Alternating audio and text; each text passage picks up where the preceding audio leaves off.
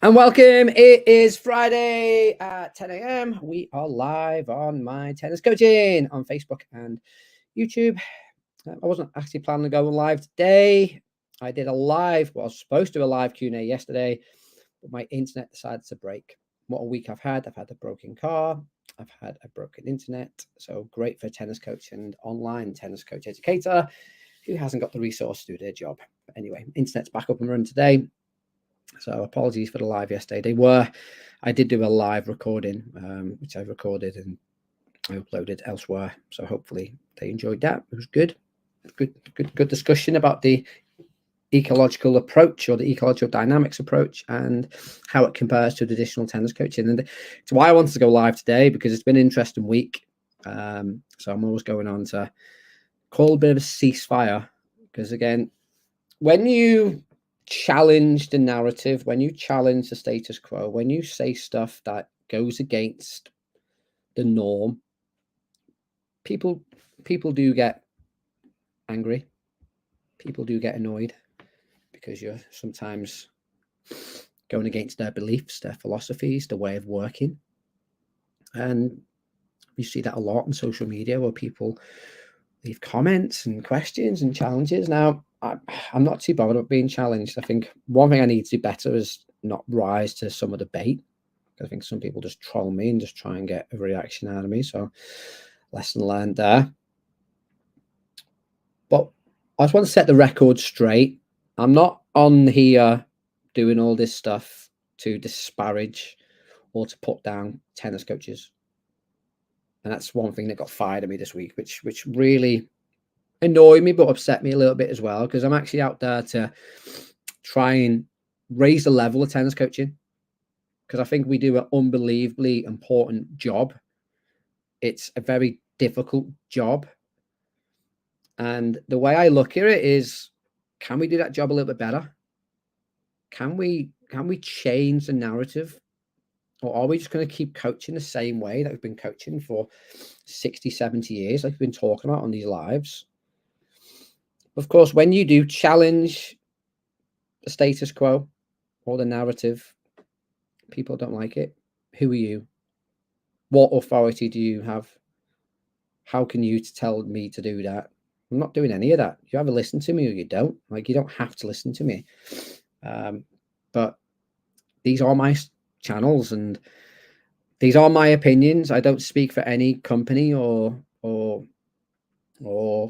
governing body or anything that I work for. These are just my opinions and my views. These are my vlogs. So surely I'm allowed to voice my opinion without being restricted, freedom of speech and all that. And they are just opinions. And with any opinion, you either listen to them or you don't.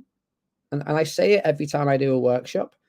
You take what resonates with you, you ignore what doesn't, and then you just make it your own. Like, you don't have to follow what I'm saying or believe what I'm saying.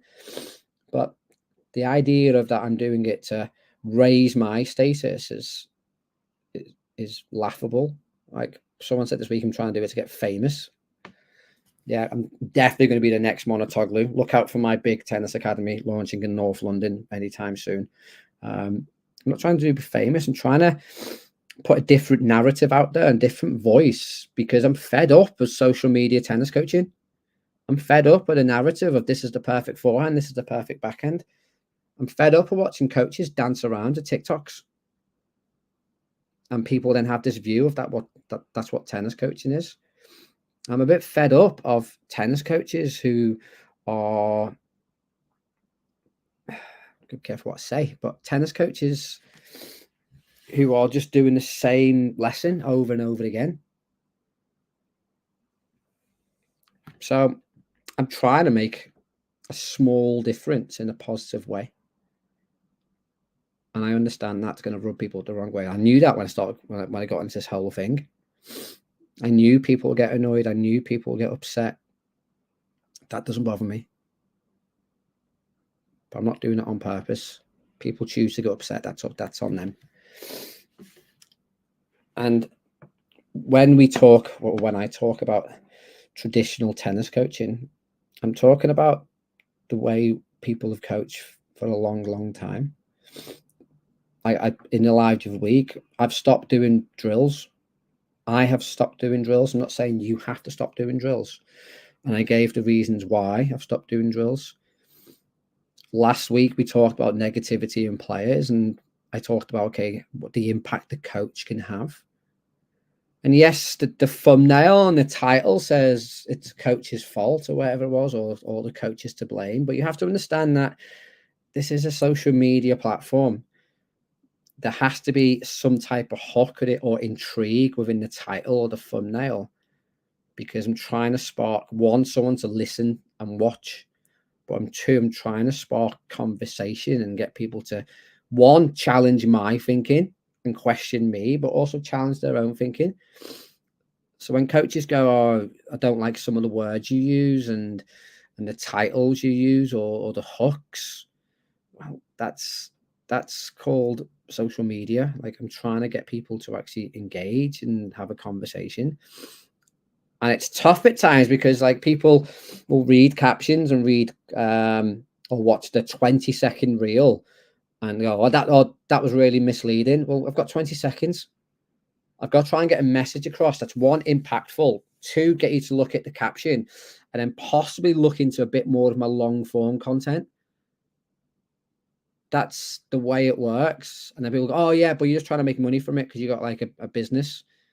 Well, not really. I'm trying to help. I'm trying to educate. I'm sure most coach education companies charge for education. Not many will use social media as a method of getting people to actually engage.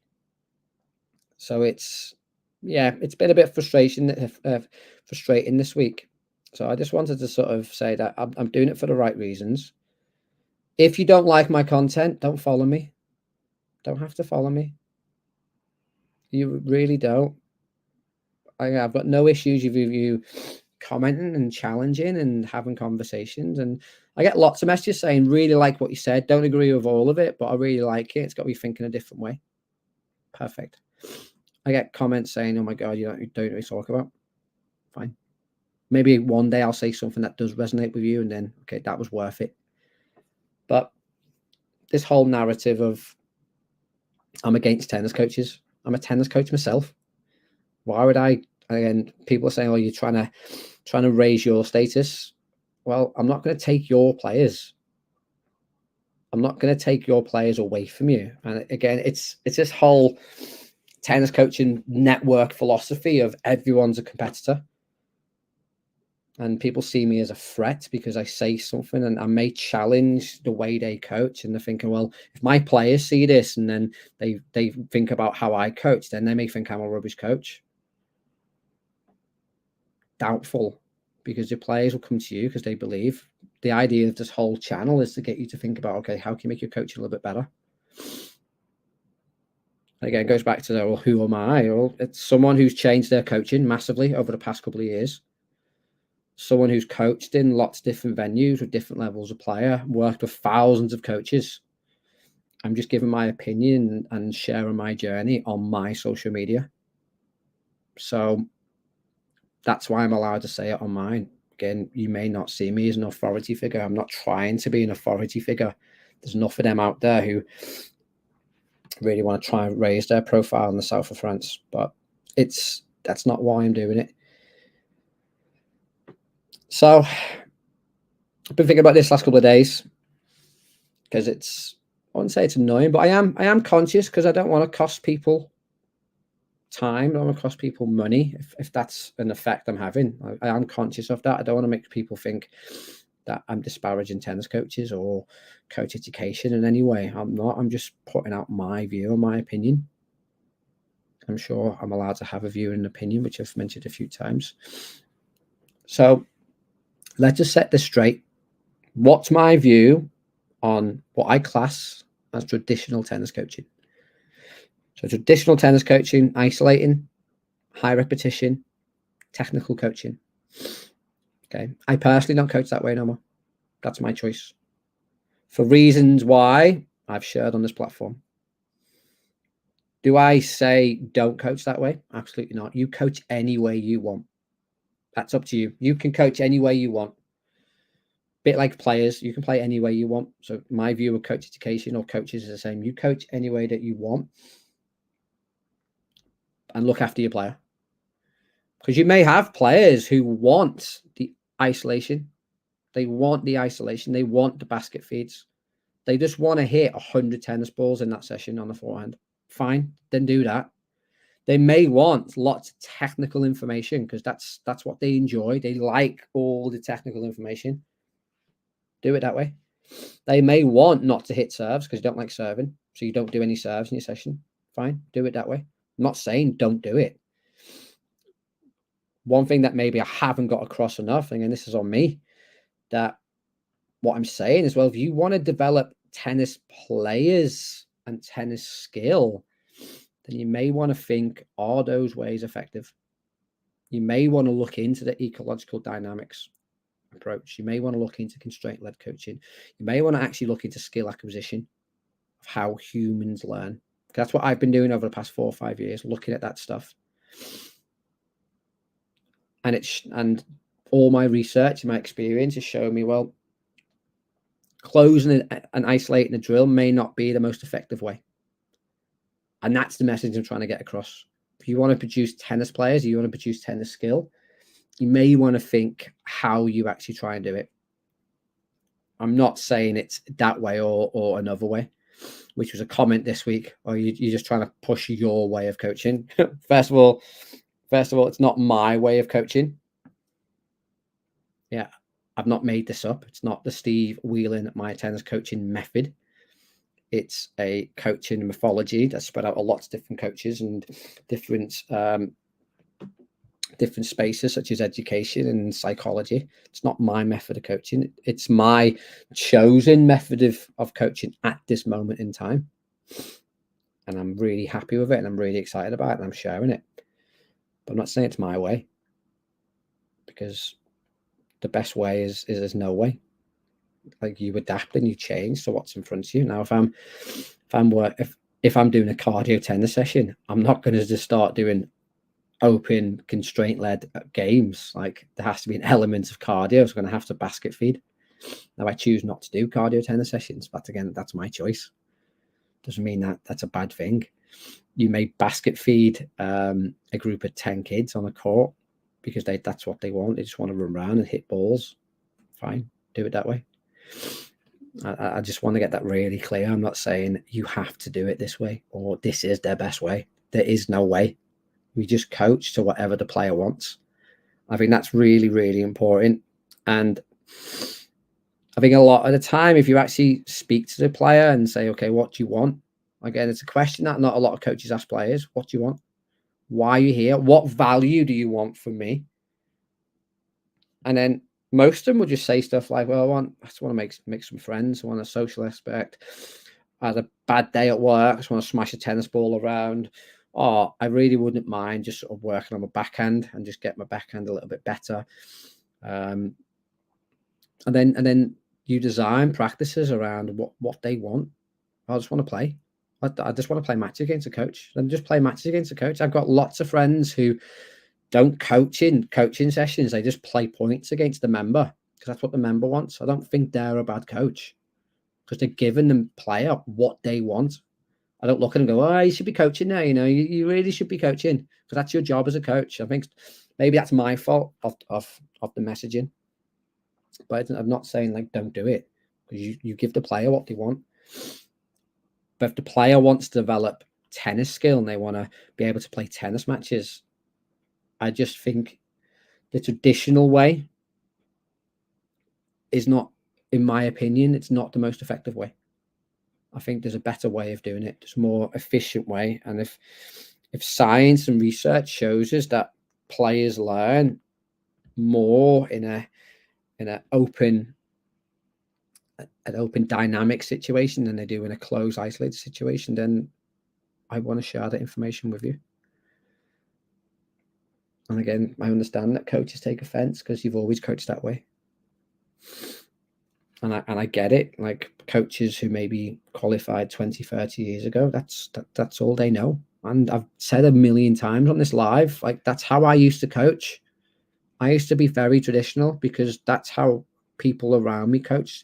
That's how I was taught on coach qualifications. I'm not saying like I've always been this constraint-led ecological approach coach and I've always done it that way. I'm literally learning. I'm not even an expert. I wouldn't class myself as an expert on it. I'm still learning. I'm still finding stuff out, and that's why I'm doing these things, to share it.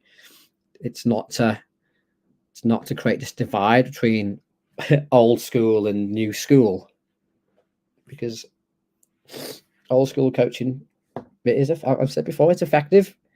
If you basket drill and high repetition on a forehand for 20 minutes, you will improve that skill within the basket drill. Now, whether or not that's transferable into the game is a little bit different. So if you want to give quick fixes and quick wins to players, and goes back to a quote from a coach I used to work with, just want them to feel good for an hour. Just want them going away with confidence. And you be you. You do whatever you want. And it was interesting because there's a coach who I've just started working with, and shout out Craig if you're listening. Like when he first came to our centre, one of the first things he said to me, "Oh, I've been here a week and you've not said that I'm too technical." Like, what? He goes, "Oh, I know that you're very much against technique." Well, first of all, I'm not against technique. I think movement or technical skill is important. So I'm not against it. I just don't teach it in the traditional way. But I said to you, just do whatever you want. Like, I'm not here to watch you coach and say, "Oh, you need to do that, you need to do this differently." And now, like, we work together, and like he is a bit more technical and closes things down. And sometimes players might need that. So it's quite good within the team that we have that mix. And I think sometimes, again, maybe this is my own fault, but I've been tarnished with this. Oh, he just plays games. Oh, he just plays games. Doesn't really teach technique. And again, the comment, "Oh, you're against technique." I'm not against technique. I just think there's more. I don't believe in a technique. And I don't believe in teaching technique in isolated drills. But I do believe in teaching players how to move and be adaptable. So again, just how people look and see it. So there you go. Bit of a, not a rant, but an olive branch to coaches out there. So I'm not here to put you down. I'm here to hopefully challenge your thinking. And I put a quote out on Instagram today. And when you do challenge the norm and you do challenge the status quo, it's not easy. And I know I'm going to be shot down. I know I'm going to be criticized, but whatever. Like, I'm not going to get better by just following what everyone else is doing. And I've always been that mindset. I'm not going to copy you all the time. I'm going to see what works. I'm going to look at other things. I'm going to make it my own and change it. I'm not just going to follow the crowd. And I've still got a cold. It does get me into trouble. And sometimes people do think I'm difficult to work with at times, but it's not the case. I'm difficult. I just challenge, because that's how I improve. I'm not going to improve just by, okay, I like that idea. Yeah, okay, fine. Why are we doing it that way? What's the reason? Give me a good reason. I'll buy into it. Let me take that idea away and work with it myself, and then I'll make it a bit my own. Okay, I get it now. And like I've said a few times, in 3-4 years, I may be coaching differently. And people said to me, "Okay, well, like, how do you know if this stuff's effective?" Well, I've got happy players. I'm happy as a coach. So at the moment, I'm in a good place. In 3-4 years, my coaching will evolve again. Again, I don't want to be the same coach that I was yesterday, today. I don't want to be the same coach in 12 months. I want to be a different coach. I want to be a better coach. And I think some of the stuff leveled to me this week is a criticism, because I'm trying to improve. But not only am I trying to improve me, I'm trying to improve others. I think that's a crazy thing within our industry. Tennis coaches are so self-centered, and they think about themselves, and they're sometimes afraid of different people and different voices. And I know some people within the industry have not been quite positive about me, because I think possibly they see me as a bit of a threat coming up from behind, and a new voice and a different voice. I'm not just saying the same old stuff that's been said for 20-30 years, and that I understand that scares people, but it's got nothing to be afraid of because I'm here to work with people, not against people. So there we go. Next week, I've got an amazing live. Hopefully you've stuck around for my rant for 20 minutes. But next week, we are live with a fellow coach. We have Greg from the Mini Tennis Insight Instagram page. So me and Greg are going to go live next Friday, and we're going to have a good old chat about under 8 tennis, how we set up effective practices for under 8s, how we deal with parents, how we set up a good, efficient program. Greg is absolutely amazing at what he does. Please check out Mini Tennis Insight on Instagram. He's got some amazing ideas, amazing drills. I'm actually going to speak to someone next week. It'll be quite nice. So please tune in for that. It won't be fully live just because of our timings, but it will be streamed live at 10 a.m. on Friday. That's London time. And it will only be available for a limited amount of time as well. So please try and watch it on Friday because we are going to take it down because it's going to be absolutely full of good stuff. So there we go. Please join me next Friday with Greg, Mini Tennis Insight. And yes, until then, let's all be tennis coaches together. There's different ways of doing it. The best way is no way, as Bruce Lee once said. But try and have an open mind. And yeah, there we go. Improv live today, just for me to get that off my chest. Because again, part of these vlogs are me sort of expressing my feelings and my opinions rather than sitting there and overthinking all day. Highly recommend having a video vlog for tennis coaches out there. Until then, take it easy, and I'll see you next Friday with Greg from Mini Tennis Insight. Take care.